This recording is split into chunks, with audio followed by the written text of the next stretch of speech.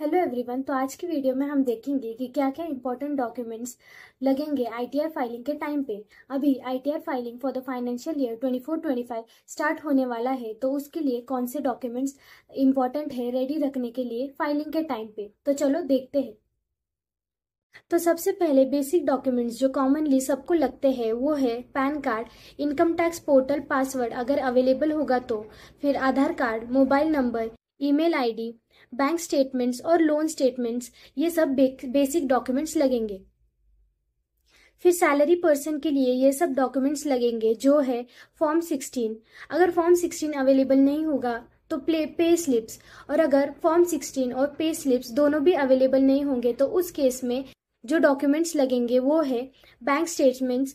Bank statement वो होगा जिसमें आपकी सैलरी आई होगी, फिर एम्प्लॉयर्स सर्टिफिकेट जिसमें आपकी सैलरी स्टेट की होगी, फिर सेल्फ एस्टिमेटेड सैलरी कैलकुलेशन, उसके बाद डिटेल्स ऑफ एरियर सैलरी अगर होगी तो वो लगेगा फॉर रिलीफ कैलकुलेशन।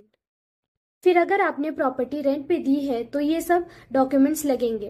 प्रॉपर्टी का address, rent received during the year मतलब वो रेंट की अमाउंट, फिर होम लोन डॉक्यूमेंटेशंस में लोन स्टेटमेंट और इंटरेस्ट स्टेटमेंट्स फ्रॉम बैंक, फिर उसके बाद प्रॉपर्टी टैक्स रिसीव्ड अगर पे की होगी तो ये सब डॉक्यूमेंट्स लगेंगे।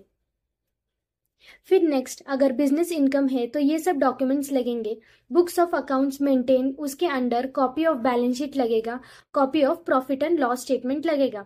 Book of accounts not maintained में details of sales during the year और balance of debtors, creditors, stock and cash लगेगा। फिर जीएसटी रजिस्टर्ड बिजनेसेस के लिए total sales details as per GST returns, ये सब डॉक्यूमेंट्स लगेंगे। फिर उसके बाद है कि अगर इमूवेबल प्रॉपर्टी सेल किया होगा मतलब लैंड और बिल्डिंग, तो उस केस में purchase and sale registry copy चाहिए होगी। फिर उसके बाद डिटेल्स ऑफ सेल एक्सपेंसेस, ये डॉक्यूमेंट्स लगते हैं उसके लिए। फिर अगर सेल ऑफ फाइनेंशियल असेट्स यानी कि शेयर्स, बॉन्ड्स, म्यूचुअल फंड्स होंगे तो उसके लिए जो डॉक्यूमेंट्स लगेंगे वो है गेन और लॉस रिपोर्ट फ्रॉम ब्रोकर और एनुअल होल्डिंग स्टेटमेंट। फिर नेक्स्ट है सेल ऑफ बिटकॉइंस के लिए details of each sale of bitcoins, उसकी डिटेल लगेंगे। फिर नेक्स्ट है sale of other capital assets जैसे कि गोल्ड, ज्वेलरी, तो उस केस में sale details and purchase cost, ये सब डॉक्यूमेंट्स उसके लिए रिक्वायर्ड है। फिर उसके बाद अगर आपकी अदर इनकम होगी तो उस केस में जो डॉक्यूमेंट्स लगेंगे वो है savings bank interest, fixed deposit interest, dividends, agricultural income, commission, other interest income and other income for mentioned above, ये सब डॉक्यूमेंट्स लगेंगे। उसके अलावा इन्वेस्टमेंट अगर आपने की है एंड ओल्ड रिजिम आप सिलेक्ट करते हैं आईटीआर फाइलिंग के टाइम पे, तो ये सब इन्वेस्टमेंट डॉक्यूमेंट्स आपको लगेंगे।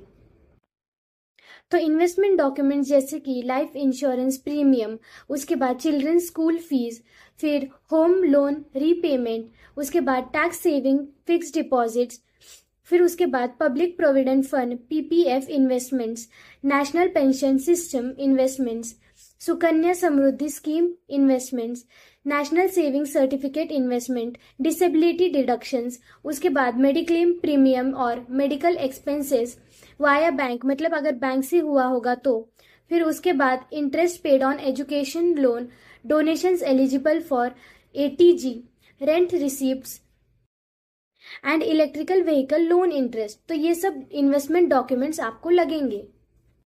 आईटीआर फाइल ड्यू डेट है 31 जुलाई एंड अगर 31 जुलाई से पहले आईटीआर फाइल नहीं किया तो पेनल्टी भी लग सकती है। अगर इनकम बिलो 5 लाख होगी तो 1000 रुपीज पेनल्टी लगेगी, और अगर अबव 5 लाख होगी तो 5000 रुपीज पेनल्टी लगेगी। तो आप भी ये सब डॉक्यूमेंट्स रेडी रखें। जब आईटीआर फाइलिंग स्टार्ट होगा तो आपको डॉक्यूमेंट्स में टाइम वेस्ट नहीं करना पड़ेगा एंड हमारे फर्म को कांटेक्ट करें अगर आपको आईटीआर फाइल करना रहेगा तो। Thank you.